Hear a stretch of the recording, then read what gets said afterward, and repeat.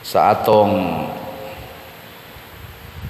tubag sa Salmo ningon tang, unahi ako diha sa imong katarong, Ginoo. Ganahan bata nga ang Ginoo mo'y muuna pagsubay sa katarong, nya mosunod dayon ta. Kasagaran nato kita gi muuna, nya ang Ginoo mo'y atong pasundon. Mao na nga ganahan kita maghimo og mga standards nga kanang atong kaugalingon, unya ato dayong hangyoon ang Ginoo nga matuman ang atong standards. Sama anang magtukod kog akong kaugalingong balay, Ginoo in taon makatukod unta kog balay. Tarong ba na nga pangandoy? Yes, tarong kayo sa tawhanon nga sukdanan. Ginoo makapalit unta kog sakyanan. Tabangi in taon ko Ginoo nga makatigom kog kwarta aron makapalit kog sakyanan. Tarong ba na nga pangandoy? Yes, tarong yapon. Pero ang gustos Ginoo dili ingon ana. Muna sa ato diring unang pagbasa, si San Pablo miingon nga kanang inyong gipagarbo sala na siya. Kay usahay magpagarbo man ta, nindot kay kog balay, nindot kay kog sakyanan, pero tanawa usa og wa ba kakasa sa imong pagpanindot. Sama ni ining gibuhat nila, nakighilawas ang usa ka lalaki sa iyang inaina. Bali sa nang inaina kanang mama sa iyang asawa. Ganahan mo ana nga ikaw liktor pagyud ka diri nya ang imong bana makighilawa sa imong mama. Ganahan mo? Oh, lain kayo. Matud pang San Pablo, bisan gani ang mga pagano wa magbuhat ana, samot na gyud mo nga mga Katoliko nya nagpagarbo ra ba mo imbis unta to masubo mo magbasol, nagpagarbo.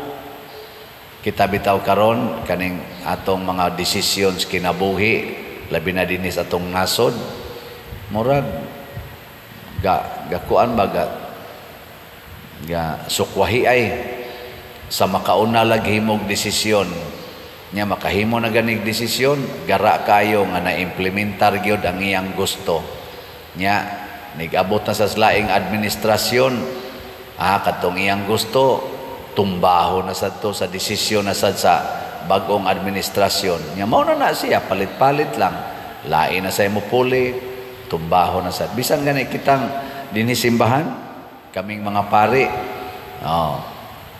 ang usa ka pari naguna mao ni ang gibuhat, human sa termino magbinalhinay ang bagong pari nga niabot, usbon na sad ning gihimo. Bisan kung tagdili pa ang usbon kay tarong pa kay istanan, usbon gyud kay dili ni nako gusto, gubon gyud bisan kung tagdili pa ang gubon kay nindot pa kaayo, gubon gyud kay dili ni akong gusto.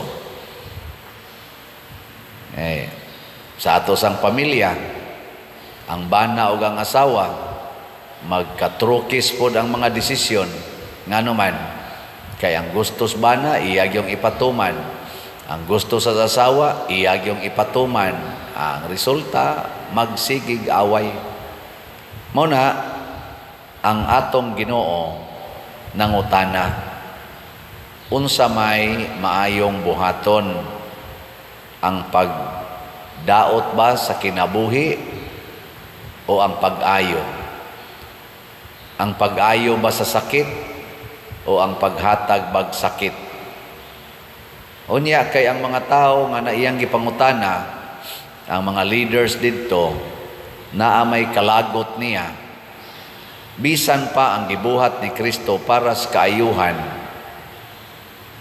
sa tao nga nagkinahanglag kaayuhan sa matong kuyos o kamot, nasuko ang mga leaders katong mga Pariseo. Pero ang katong giayo ni Hesus, Purting lipaya, purting panabi, purting lukso-luksos kalipay. So nagkaiyang kamot, nagkuyos, natulid na, naayo siya siyang sakit. Pero ang mga tao nga dunay gusto nga ilang desisyon nga maogi sundon, sa tingin mo tani, napungot sila pag-ayo og nagsabot unsay ilang buhaton kang Hesus. Og mauna ni ang duwa sa kalibutan. Na kitang mga nagsimba, kitang mga nagsunod ni Kristo, kinahanglan mo buhat kitag maayo para sa nanginahanglan.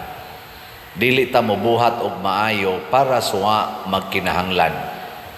Tungod lang kay atong barkada, tungod lang kay ato siyang igsuon, tagaan gyud bisag wa magkinahanglan. Kadtong nanginahanglan mo'y atong tagaan. Muna dinis atong parokya, sige tag baligyag slots. Wala mo sa ko'y update karon, ugma na lang tingali. Nganong na maligya man tag slots, kining SBF dag, tukod sa tong kumbinto, tungod kay kinahanglanon sa atong simbahan. Nya kamong ni apil ani og palit, aning tag 500 pesos nga SBF dag, nakahimo sad mog maayong buhat at tubangas Ginoo. Kay di man nimo balik nato, dili man kita tanan makapuyo aning kumbinto, di sa ta makagamit ani kitang tanan, pero maayo ni para sa tibuok parokya. Nya ato sa ning gibutangan ron og special slot kaning sitio para sa ni sa nahuman naman tong atong pagpanghatag og feeding ngadto sa elementary schools. Ang ato na sad kaning pagpanghatag og bugas karong buwan sa Oktubre atol sa pista sa atong segunda patron ni Mama Mary Santos nga Rosario. Manghatag ta og tag 5 kilo rice with noodles og sardinas ngadtos mga labing minos, mga 3,000 ka pamilya. Maayo ng buhata o bati? Maayo kayo. Nya mamalit mog slot o dili? Palit. Na. O nya, ini ka Nobyembre, kana sang atong sitio, kanang atong pagpanghimog balay. Ako lang nang gigamit ang akong birthday nga 61 years old, kung makaabot pa ko ani karong November 24, para makamisure kung pila kabuk balay, labing minos ang atong tukoron, mga 61 ka balay. Katong last year, 60 man to ka balay, nahimong 90 ang atong natukod. Karon 61, ambot pila kay atong maabot ani. Kini mga buhata, dili man kay ninindot paminaon, labi na gid sa akong side kay wa bi ako'y akong balay. Ako mismo wa ko'y balay personal. Ug mo retire ko or masakit ko, maghuwat lang ko asa ko ibutang suoka kay wa man ko maghimog akong balay. Nya manghimo kog laing mga balay. Mura biyag makaingon ko unfair man pero sama ni Kristo gihimo niya nga nindot ang atong kinabuhi bisan siya mo'y gibitay sa cross. Pasabot, okay ra gyud mag-antos ta basta kita mo'y manghatag. Kamusang mamalit og slots, mag-antos tingali mo nga makaingon ka may pagwato na ako gipalit da kay wa naman ako ikapalit anig bugas karon, wa naman ako ikapalit og sapatos or uniform sa akong estudyante. Kana usahay masakitan ta tungod kay ato nang nahatag sa panginahanglan sa atong katilingban. Pero ayaw kabalaka, ang Ginoo mao'y muhatag nato og mas daghan pa. Ug mao na nga moingon ta, unahi ako diha sa imong katarong Ginoo. Kay kung mosunod tas katarong sa Ginoo, iya sadtang punon sa daghan kayong mga grasya. Nga naman, kay siya may tuburan sa tanan.